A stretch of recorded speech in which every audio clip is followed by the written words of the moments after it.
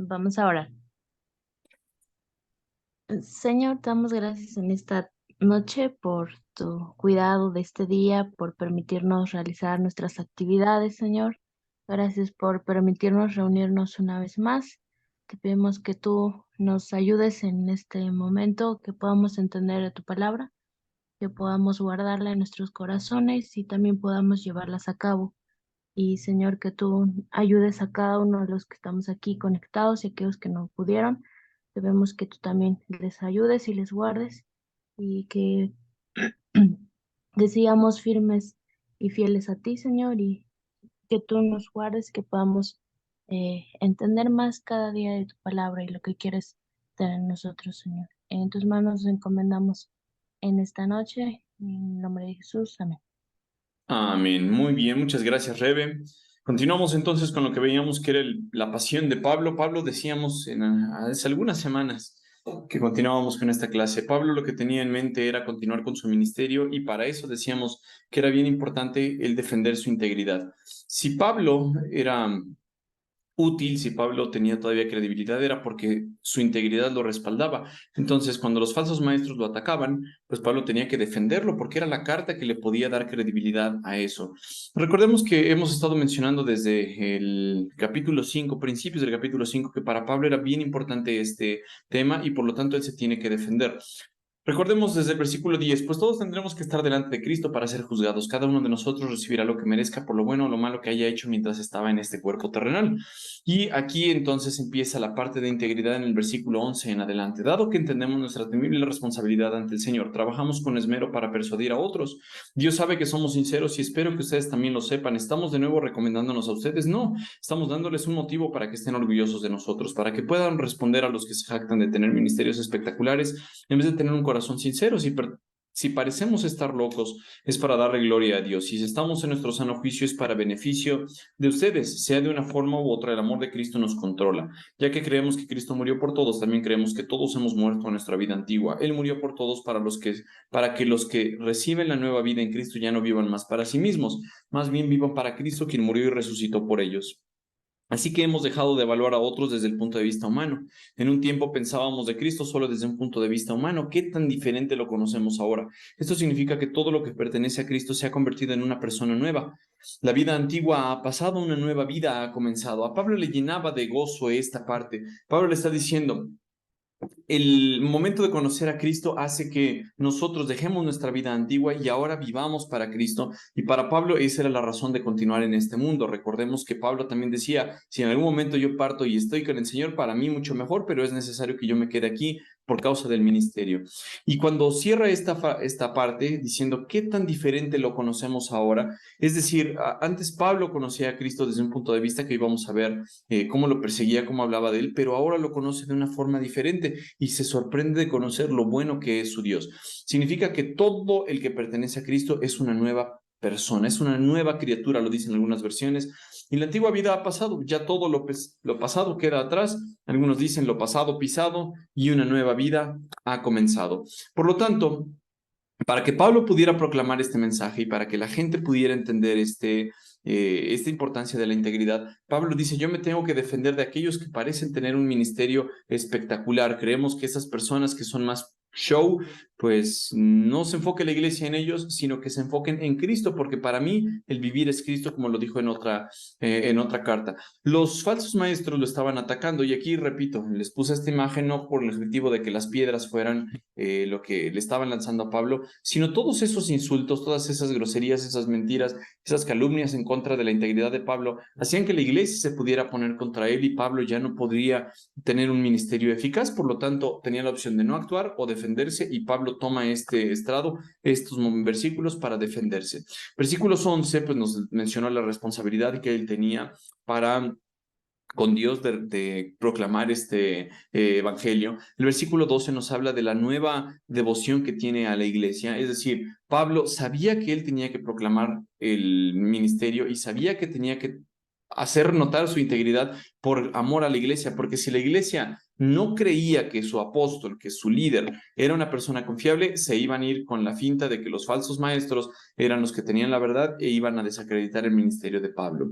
Otra razón para la que Pablo tiene que dar énfasis en su integridad es la devoción a la verdad. ¿Qué significa esto? Que Pablo sabía lo que era correcto y él tiene que luchar para proclamar esta verdad. Y aunque la gente lo pudiera ofender y decirle, Pablo, estás loco, estás marihuano, estás fuera de tus cabales, tú no estás diciendo cosas correctas, Pablo les está diciendo, la verdad es lo que me constriñe, yo para eso vivo, yo tengo que proclamar esto, y si estoy en mi sano juicio es para ustedes y para proclamar esta verdad. La gratitud al Salvador era otra cosa que movía a Pablo. Ya dijimos la palabra que utilizaba aquí, nos constriñe, nos impulsa, nos empuja a poder continuar con esta proclamación de la verdad y a poder seguir trabajando en el ministerio de una forma efectiva. ¿Por qué? Porque él estaba agradecido con su Señor. De tal forma que podemos ver aquí como escala de la gratitud al Salvador a este ministerio que le permitía trabajar porque él quería que en todo Dios fuera glorificado. Pero dijimos, para todo esto tenía que permear la integridad. La integridad tenía que ser el punto clave para que esto tuviera un ministerio eficaz. Si Pablo era atacado y su integridad era cuestionada, obviamente los falsos maestros dirían, ya ven, ese falso maestro no le hagan caso, no tiene una congruencia en su vida, no tiene una verdad con lo que predica y lo que vive. Entonces, Pablo lo que les está diciendo acá es que a él le amerita el tiempo, le amerita, perdón, la razón para poder proclamar esta verdad, estos motivos que él tiene para anunciar a los demás y decirles, yo tengo un ministerio correcto porque mi vida corresponde con lo que yo he estado hablando. Por lo tanto, eso debe hacer que las otras personas escuchen de Dios, que las otras personas conozcan de Dios y que estas personas vengan a los pies de Jesús y que crean en Él, que es quien da vida. Él murió y resucitó por ellos para que ellos tengan vida. Y entonces es lo que quería Pablo. Y la vez anterior terminamos con Gálatas 2:20 que les dice, mi antiguo yo ha sido crucificado con Cristo. Ya no vivo yo, sino que Cristo vive en mí ahora que vivo en este cuerpo terrenal confiando en el Hijo de Dios, quien me amó y se entregó a sí mismo por mí. Entonces, Pablo en todo este pasaje nos muestra que él tenía una carga por los perdidos, aquellas personas que todavía no conocían de Cristo y también por la iglesia, como lo veíamos en el versículo 12, que Pablo quería que no fueran desviados hacia las falsas enseñanzas de estos maestros hipócritas. Pablo, entonces, aquí les menciona algo, versículo 16 en adelante es lo que vamos a ver. Así que hemos dejado de evaluar a otros desde el punto de vista humano. En un tiempo pensábamos de Cristo solo desde un punto de vista humano. ¿Qué tan diferente lo conocemos ahora? Hagamos un poquito de memoria. Y recordemos que en capítulos anteriores, desde el 3:18 hasta la primera parte del capítulo 4, hablamos de ver el rostro de Jesús. Entonces, Pablo lo que decía era que mientras uno conoce más a Jesús, uno va sabiendo más cómo es su carácter, pues uno es transformado y pasa, como él decía, de gloria en gloria. Entonces, el ver el rostro de Jesús a través de la palabra de Dios te transforma, es algo que te da valor, te da enjundia para que puedas seguir en el ministerio. Y Pablo también dice, te cambia la vida. Pero eso no siempre pasó. Pablo dice, antes nosotros solamente conocíamos a Cristo desde un punto de vista humano. Note lo que dice aquí en Romanos 9. Con Cristo de testigo hablo con toda veracidad. Mi conciencia y el Espíritu Santo lo confirman. Tengo el corazón lleno de amargura y tristeza e infinito dolor. Por mi pueblo, mis hermanos judíos, yo estaría dispuesto a vivir bajo maldición para siempre, separado de Cristo si eso pudiera salvarlos. Vean la primera parte de este versículo, cómo cuadra con lo que él escribió en Romanos. Pablo está diciendo, hemos dejado de evaluar a otros desde el punto de vista humano. A él no interesaba si una persona era grande, si era judía, si era gentil. A él lo que le interesaba era que la gente pudiera conocer de Cristo. Entonces, la primera parte de esto no solamente fue la transformación que tuvo de Cristo, de ver a Cristo, como lo mencioné en los capítulos previos, sino que esto también había permeado en la forma en que él veía a los humanos y por lo tanto les podía decir, yo tengo esa carga en mi corazón por las personas y ahora yo los veo no desde el punto de vista humano como fariseos, como saduceos, sino los veo como incrédulos que necesitan conocer de Cristo. Y si yo pudiera perder mi salvación, sí, Pablo está hablando de forma hipotética, algo que sabemos que no puede pasar.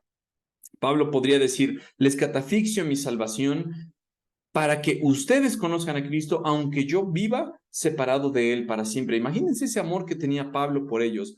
Entonces, Pablo en la primera parte de este versículo les está diciendo, yo quiero que la gente conozca de Cristo, ya no los veo más como lo que tienen de títulos, fariseos, saduceos, herodianos, no me interesa estas personas, qué títulos tengan. Lo que a mí me interesa es que conozcan a Cristo. Y esto nos lleva a la segunda parte de este versículo, que está profundo. Este versículo está tremendo. ¿Por qué?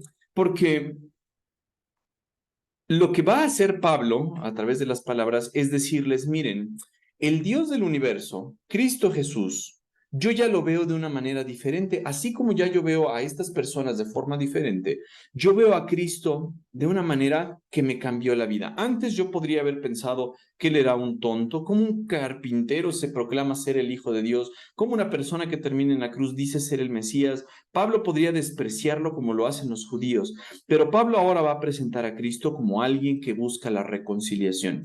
Y si ustedes analizan un poquito a las deidades, a la gente que pues cree en sus dioses, todos ídolos, ya saben, los hindús, los chinos, los mayas, los aztecas, quienes ustedes quieran, casi todos lo que tienen en común es lo siguiente, que la persona o el grupo de personas a las que ellos se dirigen tienen que hacer algo para buscar agradar a su Dios. Es decir, tal vez un sacrificio, tal vez dar a un hijo, tal vez dar mucho dinero, tal vez dar un terreno, no sé, sufrir para que esa deidad se fije en ellos y pues puedan ganarse el favor. Pero aquí Pablo les está diciendo, yo ya cambié esa forma en la que veía a Cristo. Y ahora lo veo como el Dios que ruega, el Dios que busca a la humanidad. No es que la humanidad esté buscando a Jesús, no es que ellos digan, hay un Dios verdadero y yo quiero acercarme a Él, sino que este Jesús despreciado es el que se acerca a la humanidad, es el que les dice, yo quiero tener una relación con ustedes. Y eso es un punto de vista teológico profundo, porque para que nosotros recibamos la salvación entendemos que es 100% un regalo de Dios. Nosotros no tenemos que hacer nada más que creer, y ese creer es porque el Espíritu Santo crea en nosotros esa convicción de que debemos creer en Él, y nosotros así podemos poner nuestros ojos en Jesús. ¿Qué es lo que Pablo quizá creía de Jesús? Pues algunas cosas que decían estos amigos. Es un simple carpintero, dice puras tonterías, bla, bla, bla. Este no era el Mesías. Y empiezan a buscar cosas que desacrediten a Jesús como el Salvador, pero Jesús entonces se acerca a la humanidad, Jesús se acerca a sus criaturas y les dice, oigan, yo quiero tener una relación con ustedes, que el pecado nos separó. Yo como un Dios justo no voy a tolerarles el pecado. Yo como un Dios justo tengo una relación rota con ustedes gracias al pecado.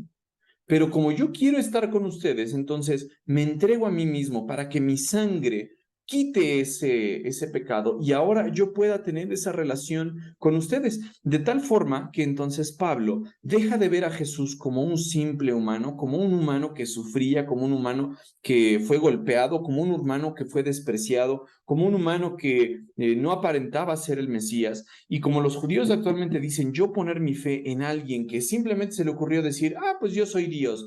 Ellos dicen, ni de locos voy a creer en ese Jesús. Pero Pablo les está diciendo algo bien importante cuando habla de la reconciliación, que es un ministerio que nosotros debemos proclamar. Pablo les está diciendo, ahora yo veo diferente a ese Jesús. Si nosotros analizamos un poquito la historia, entendemos que quizá Pablo y Jesús eran contemporáneos. No lo sabemos. Eso es lo que he escuchado, por ejemplo, de Jim Osman. Él dice, lo más probable es que Jesús haya estado así de quizá la misma edad que Pablo, y que Pablo, al ser un líder de la iglesia, pues lo que haya pasado es que Pablo quizá, no sabemos porque no lo dicen las escrituras, pero quizá vio a Jesús ser juzgado, quizá vio a Jesús ser crucificado, quizá escuchó de Jesús resucitado y se volvió loco en ese momento y empezó a perseguir a la iglesia, no lo sabemos, pero es muy probable que Pablo y Jesús hubieran tenido una edad bastante similar.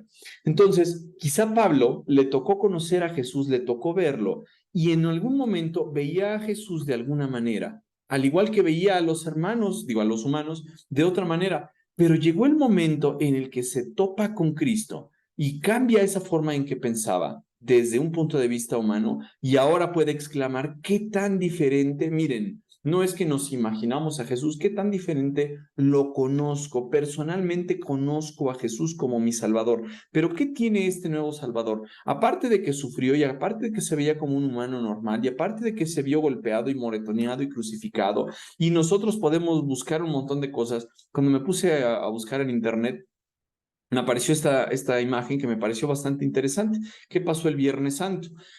Fue humillado, Jesús dijo, tengo sed, fue desfigurado, aprendió el sufrimiento, aprendió el sufriendo a obedecer, voluntariamente se humillaba, él pues sabía que iba a ser la burla de los enemigos, la gente decía crucifícalo, Jesús en algún momento dejó de hablar. Como oveja fue llevado ante el esquilador o ante el matadero, triturado por nuestros crímenes, soportó nuestros sufrimientos.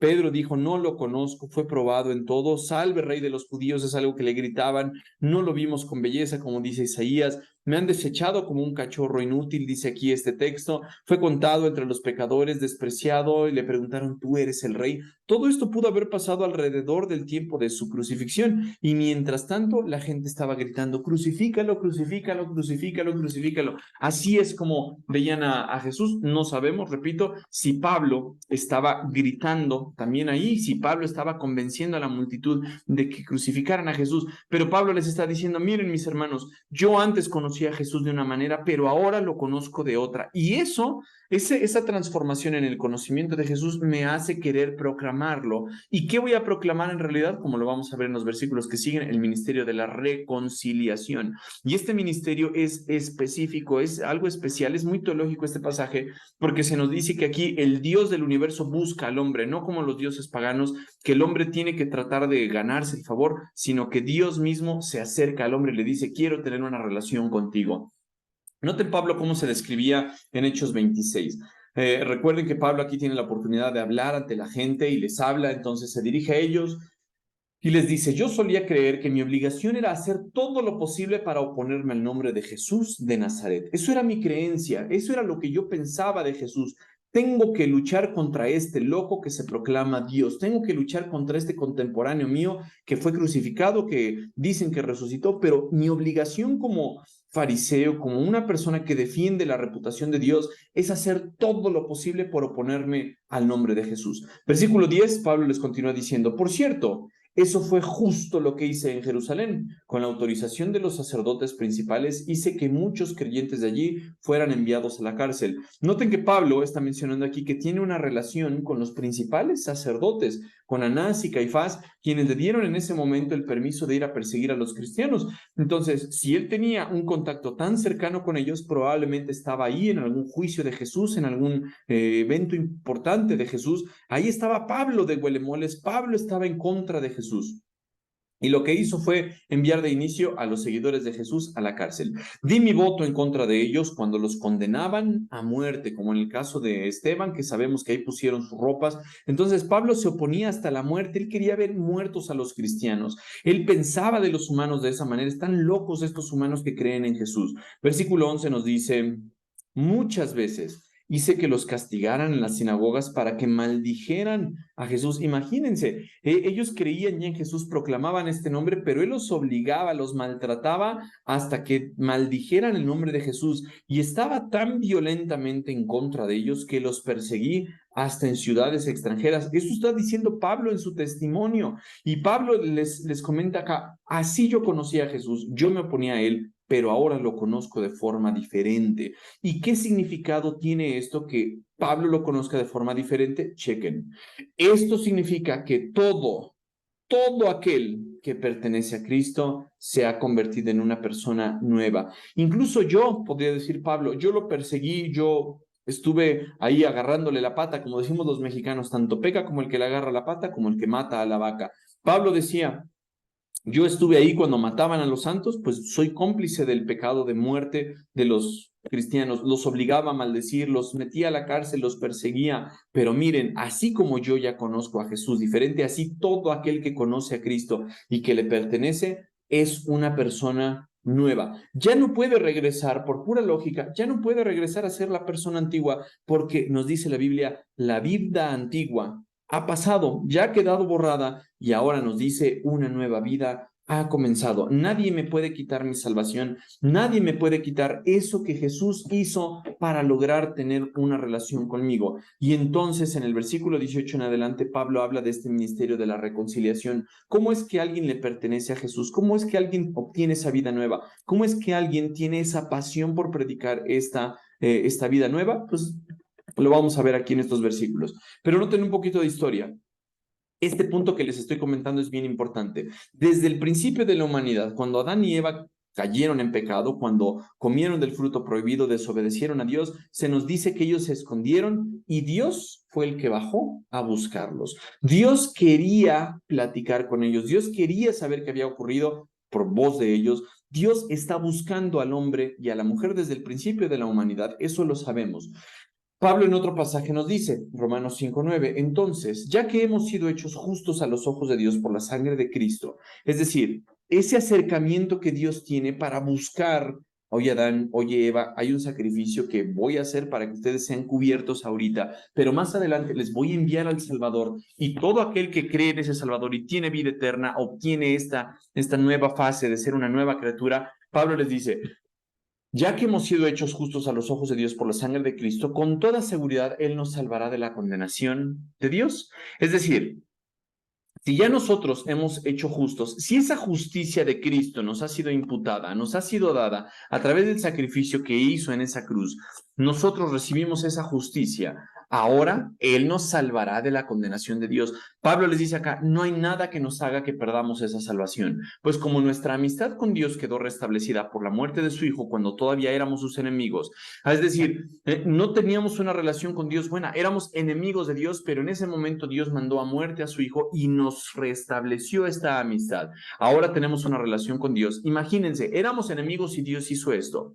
Con toda seguridad seremos salvos por la vida de su Hijo. Si la muerte de su Hijo nos trajo reconciliación cuando éramos enemigos, ahora que ya somos justos, imagínense la vida de su Hijo, porque la muerte ya pasó, Él ya resucitó, ahora está vivo. Entonces, mucho más nosotros seremos salvos. Ya no vamos a recibir esa condenación de Dios seguro, no hay duda. En versículo 11 dice, así que ahora podemos alegrarnos por nuestra nueva y maravillosa relación con Dios, gracias a que nuestro Señor Jesucristo nos hizo amigos de Dios. Entonces, Pablo les está diciendo, antes eras enemigo, pero Dios mandó a muerte a su Hijo. Ahora por la vida de su Hijo, en contraste con la muerte, por la vida de su Hijo, somos salvos de la ira de Dios. Y más que eso, somos amigos. Por lo tanto, Él al mantenerse vivo, nosotros estamos seguros que siempre vamos a estar en una relación con Dios. No va a haber duda de que nuestra salvación va a ser consumada. Y eso es lo que les está diciendo Pablo. Entonces, ahora somos hijos de Dios, somos amigos de Dios. Por lo tanto, deberíamos alegrarnos. Podemos alegrarnos y estar feliz de que podamos compartir este ministerio. Chequen este versículo, nos vamos a quedar aquí nada más para que no nos congestionemos de información. La reconciliación es por la voluntad de Dios. Lo primero que nos está diciendo aquí Pablo es que si antes eras enemigo, si antes no conocías a Cristo, si antes eras cualquier persona que Pablo podía haber considerado como alguien estudiado, como alguien no estudiado, como alguien rico, como alguien influyente, Pablo les dice, eso ya no me importa, ahora me importa que ustedes son unas nuevas criaturas. ¿Y por qué son unas nuevas criaturas? Porque Dios mandó a su Hijo y su Hijo murió por ustedes y su Hijo ahora está vivo por ustedes y ahora, para ustedes, perdón, y ahora ese Hijo va a interceder por ustedes para que se consume la salvación. Por lo tanto, entonces recordamos los versículos previos, Pablo les está diciendo, si mi ministerio pierde la integridad, si los falsos maestros convencen a la iglesia de que yo no soy íntegro, mi ministerio va a terminar hecho un fiasco. ¿Y cómo yo voy a poder proclamar este ministerio de la reconciliación? La reconciliación no es algo que a mí se me ocurrió, sino es algo que Dios hizo y por lo tanto yo quiero proclamarlo. Y esta reconciliación es por la voluntad de Dios, porque Dios así lo quiso y porque Dios quiso mandar a su Hijo y porque Dios quiso buscar al hombre y a la mujer y porque Dios quiso tener una relación con nosotros y Dios nos quiso tener como hijos y como amigos. Versículo 18. Y todo esto, es decir, lo que vimos en el versículo 17, todo esto de que ahora somos unas nuevas criaturas, de que nuestra vida pasada ha quedado atrás, esto es un regalo de Dios. Nosotros no tuvimos que hacer más que recibir este regalo y Dios es el que nos permite hacerlo. Bueno, noten aquí, quien nos trajo de vuelta a sí mismo por medio de Cristo. Nosotros estábamos, como ya vimos en Efesios y en Romanos, estábamos separados de Dios, estábamos muertos, somos enemigos de Dios y ahora de vuelta nos trajo a sí mismo por medio de Cristo. Y Dios nos ha dado la tarea de reconciliar a la gente con Él. Entonces Pablo les está diciendo, yo no puedo perder esa integridad porque Dios me ha dado la tarea de que el mundo conozca a Cristo, de que el mundo conozca a Dios y de que el mundo se reconcilie con Él. Quiero terminar con dos cosas de este versículo. Una, la primera, la que más salta a la vista, reconciliar. Esa es nuestra tarea. Los cristianos debemos proclamar al mundo para que la gente se reconcilie con Dios. Como lo vamos a ver más adelante, Dios es el que ruega, reconcíliense, búsquenme, búsquenme, porque yo ya los busqué. Ahora la gente tiene que volverse a Dios y ser reconciliados. Entonces, la primera aplicación sería recordar que nuestra responsabilidad es esta. ¿Cómo lo tenemos que hacer? Pues aquí ya se nos dice, debemos alegrarnos, debemos ser felices porque ahora nuestra relación está bien con Dios, porque Él así lo quiso, porque Él nos buscó. Pero la otra que me gusta mucho y que no está tan a la vista es esta. Nos trajo de vuelta a sí mismo. En algún momento, no me acuerdo dónde, busqué la palabra religión y encontré que viene del latín que significa religare. Religare es un término que utilizaban en el mundo antiguo y pues es otra vez, ligare, volver a unir, volver a poner. Es entonces como volver a poner en su lugar. Fuiste tomado de acá, entonces te vuelve a poner en tu lugar. Mi abuelo me lo mencionaba con un pasaje, no sé si de Isaías o de Jeremías, en el cual se habla de una peña y de ahí se toma una pequeña piedra. Entonces, esa piedra se toma para llevarla a la cantera o lo que sea, pero el objetivo de esta palabra de religare es esta misma piedra la vuelvo a poner a donde pertenece, ¿sabes? Esa es la idea que tiene religare. Pues de religare sale la palabra religión. ¿Qué significa eso? Volver a ponerte en tu lugar. Dios es nuestro creador. Dios es de donde salimos, Dios es el que nos formó, Dios es el que nos hizo. Nuestro pecado nos mantiene lejos de Él, pero entonces llega nuestra religión. Nuestra religión no es el cristianismo, nuestra religión es Cristo, porque Él es el que nos vuelve a traer de vuelta al lugar donde pertenecemos. Este versículo es muy claro y nos dice así, esto es un regalo de Dios, quien nos trajo de vuelta a sí mismo, quien nos volvió a ligar o nos religó.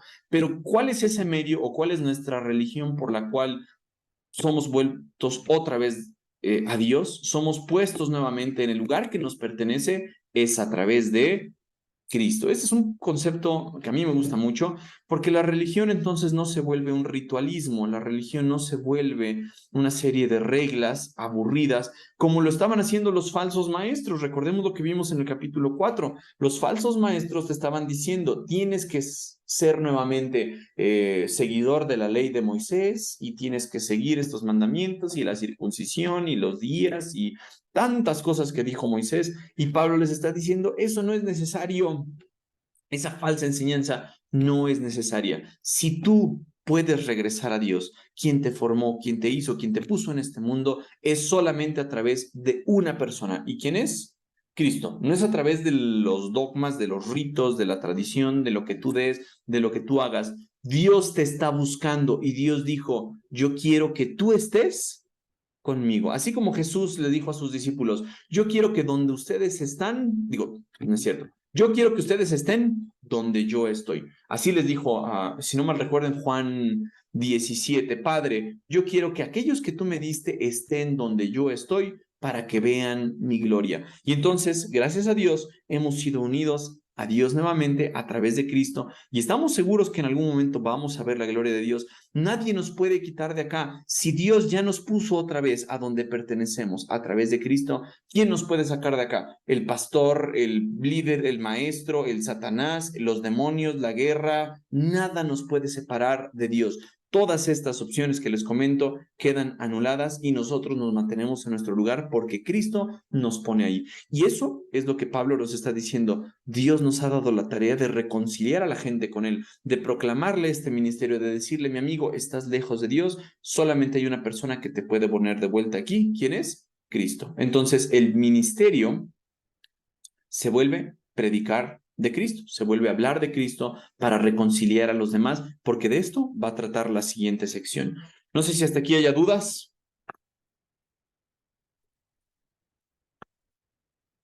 ¿No? Bueno, estos versículos que tenemos aquí en adelante, Efesios 2 y el 19 en adelante, los vamos a ver primero Dios en la siguiente clase, pero yo quería terminar con esto que les comenté ahorita. Si no hay dudas, entonces le pido porfa a la profesora Vico, llena de santidad, que nos despida en oración. ¿Anda por ahí? Sí, vamos a orar. Eso, profesora. Bendito Padre Celestial, te damos gracias en esta noche, gracias por tu palabra, Señor, gracias por todo lo que tú has hecho por nosotros, gracias porque nos has buscado, Señor, nos has perdonado, gracias por esa reconciliación que tú nos diste, Señor, gracias por ese sacrificio perfecto de la cruz, Señor, ahora nos tienes aquí, te pedimos que tú nos sigas ayudando, Señor, a seguir confiando en ti, a depender de ti, Señor. Gracias en esta noche por tu palabra. Te pido que tú guardes a cada uno de nosotros. Los que no pudieron estar, te pido que también les guardes donde quiera que estén. Gracias te damos en el nombre de Jesús. Amén. Amén. Gracias, profesora. Y miren quién está. Eddie, después de un buen tiempo.